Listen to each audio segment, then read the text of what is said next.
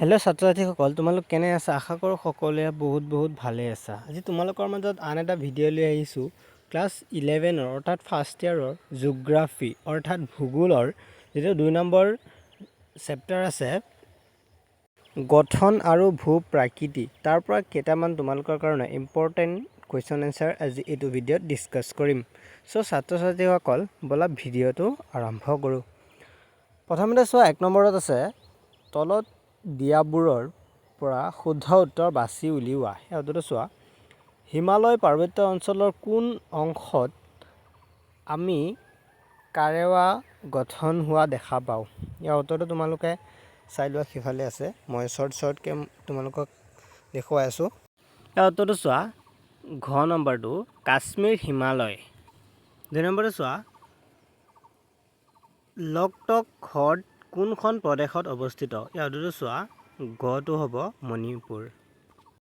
তাৰপিছত 3 নম্বৰটো চোৱা, তলত দিয়া কোনটো জলভাগ আন্দামানক নিকোবৰ দ্বীপৰ পৰা পৃথক কৰিছে? ইয়াৰ উত্তৰটো চোৱা, গটো হ'ব 10° প্ৰণালী। তাৰপিছত 4 নম্বৰটো চোৱা, দুধাবেত্তা শৃংগ কোনখন পৰ্বতত অৱস্থিত? ইয়াৰ উত্তৰটো হ'ব কটো নীলগিৰি। তাৰপিছত 3 নম্বৰটো চোৱা, 2 নম্বৰটো ইমান ইম্পৰ্টেণ্ট সেইকাৰণে দিয়া নাই মই। 3 নম্বৰটো চোৱা, ভাৰতৰ পশ্চিম উপকূলত অৱস্থিত নদীবোৰৰ মোহনাত ব-দ্বীপ দেখা নাযায় কিয়? ইয়াৰ উত্তৰটো চোৱা, ভাৰতৰ পশ্চিম উপকূল অঞ্চলটো বৰ ঠেক আৰু থিয় গৰাযুক্ত। তাৰোপৰি পশ্চিম উপকূলত অৱস্থিত নদীসমূহৰ প্লাৱনভূমি অতি সৰু। অৱবাহিকাবোৰ কঠিন পুৰণি শিলেৰে গঠিত হোৱাৰ বাবে আৱৰ্জনাৰ পৰিমাণ বৰ কম। এনেধৰণৰ কাৰণৰ বাবেই নদীবোৰৰ মোহনাত ব-দ্বীপ সহজে সৃষ্টি নহয় আৰু সহজে দেখা নাযায়। তাৰপিছত 3 নম্বৰ কুৱেশ্যনটো চোৱা, তলত দিয়া প্ৰশ্নবোৰৰ 125টা মান শব্দত উত্তৰ দিয়া। 1 নম্বৰ চোৱা, আৰৱ সাগৰ আৰু বংগ উপসাগৰত থকা দ্বীপবোৰৰ তুলনা কৰা। উত্তৰটো চোৱা, আৰৱ সাগৰৰ দ্বীপবোৰ। ক, আৰৱ সাগৰ স্থিত দ্বীপপুঞ্জৰ ভিতৰত লাক্ষাদ্বীপ আৰু মিনিকয় প্ৰধান। খটো চোৱা, এই দ্বীপবোৰ 8° পৰা 12° উত্তৰ অক্ষাংশ আৰু 71° আৰু 71 পৰা 74° পূব দ্ৰাঘিমাৰ মাজত সিঁচৰিত হৈ আছে। তাৰপিছত গটো চোৱা, দ্বীপসমূহ কেৰেলা উপকূলৰ পৰা 280 পৰা 480 কিলোমিটাৰ দূৰত্বত অৱস্থিত। তাৰপিছত ঘটো চোৱা, ইয়াত প্ৰায় 37টা দ্বীপ আছে আৰু ইয়াৰ 11টা জনবসতিপূৰ্ণ।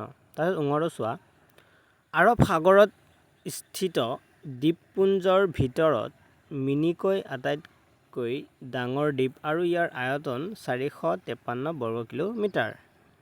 তাৰপিছত প্ৰথম ছয়টো চোৱা, 11° প্ৰণালীয়ে আৰৱ সাগৰৰ দ্বীপমালাক আমিনি দ্বীপ আৰু কানানৰ দ্বীপত বিভক্ত কৰিছে।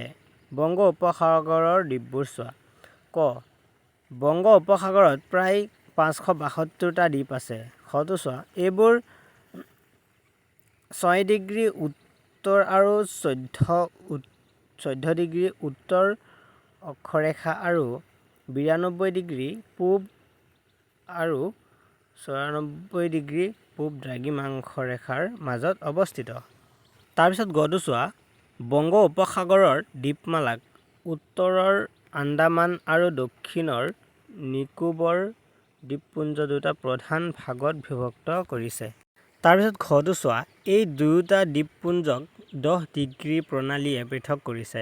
তাৰপিছত উঙটো চোৱা, নিম্নলিখিত পৰ্বত উত্থিত হৈ এই দ্বীপমালাৰ সৃষ্টি হোৱা বুলি ধাৰণা কৰা হৈছে। চ' ছাত্ৰ-ছাত্ৰীসকল, তোমালোক মোৰ চেনেলটোত আহি মটিভেশ্যন কৰিবা, তেনেহ'লে মই ভিডিঅ' বনাবৰ কাৰণে প্ৰস্তুত থাকিম। সেইটো কাৰণে মোৰ চেনেলটো ছাবস্ক্ৰাইব কৰি ৰাখিবা আৰু ভিডিঅ'টোত এটাকৈ লাইক কৰি ৰাখিবা। থেংকছ ফৰ কিপ ৱাচিং মাই চেনেল।